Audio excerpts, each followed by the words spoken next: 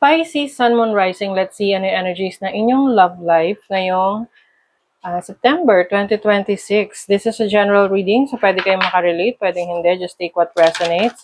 Another reminder, I will not message you or follow you para mag-offer ng services.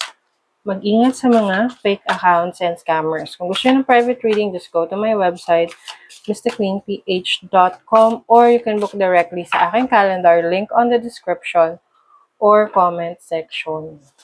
Okay. Let's see, Pisces for December. Spiritual connection. A relationship has a connection that goes beyond this lifetime. Oh, so maaring iba sa inyo, you are dealing with a, isang, can be a twin flame, soulmate, ganyan. You are dealing with someone na parang feeling mo, matagal mo nang kilala. May mga ganun eh, 'di ba? Na unang kilala mo pa lang, magaan na agad yung loob mo sa kanya or parang madali kayong nagkaintindihan, ganun. So, some of you, ganyan yung klase ng relationship na meron kayo. Na parang merong naging relationship na in your past life. Or yung iba naman, if you're single, maaaring yan yung gusto nyo na relationship na yung bang gusto nyo mapangasawa or makatuluyan yung inyong soulmate. Kasi nga naman, di ba? Soulmate mo. O timing. Everything comes to you in perfect divine timing. Wow. So pagdating sa relationship, kung ikaw ay naiinip, huwag kang mag-alala. Kasi darating naman sa'yo talaga ang person na yan sa tamang panahon. Divine timing. Long distance. Oh, love knows no distance. It transcends time and space. Yes.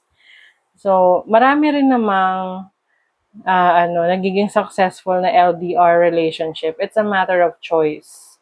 'Di ba? Kung hindi mo kaya ang setup ng long distance relationship, di wag kang mag-engage sa isang LDR kasi mahirap din naman na you use that against that person. In the first place, meron naman talagang plano na no, for a long distance relationship. So, kung talagang mahal niyo yung isa't isa, it will not matter. You will have trust sa isa't isa na everything will be all right. Okay, sa mga in a relationship na natin, what's the energy? In a relationship. Oh, Four of Wands. This is stability. Merong mga plans of settling down, getting married, or magkasama na kayo sa isang bahay, or you already have a family. You have the Wheel of Fortune. So, yung iba sa inyo, kung hindi pa kayo kasal, maaring the person that you're dealing with is the right one for you. Siya na talaga yung itinadhana for you.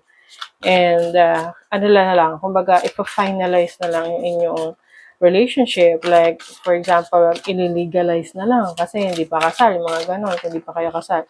But, I also see this as change in the dynamics ng relationship ninyo. It's either, yung sitwasyon nyo ngayon, let's say, magkasama kayo ngayon, tapos kailangan na maghiwalay muna, like long distance relationship, para sa future ninyo. 'Di ba?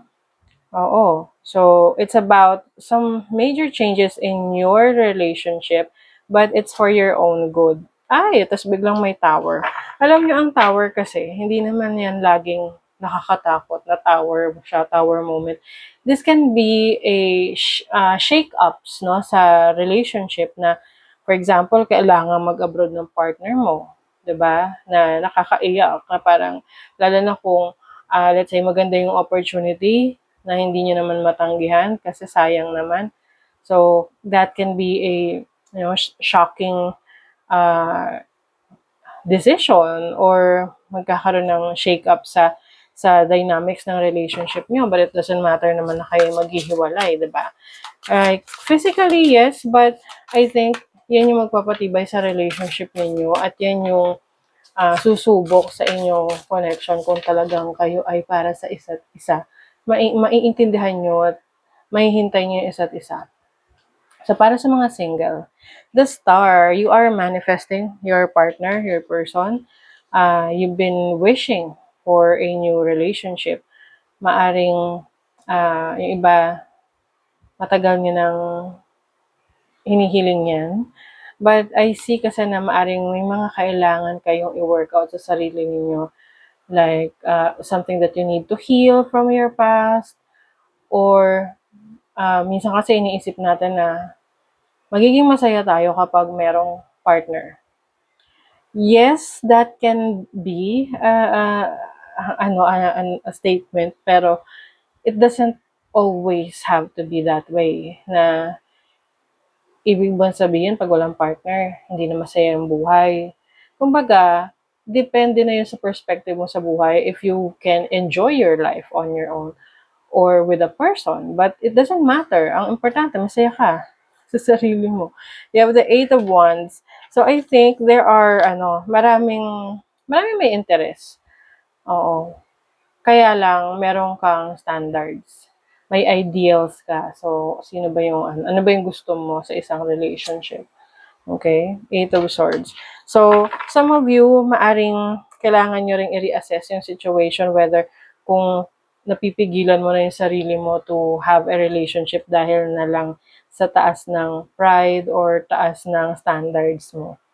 Okay? So, that is your reading, Pisces. Thank you so much. See you again.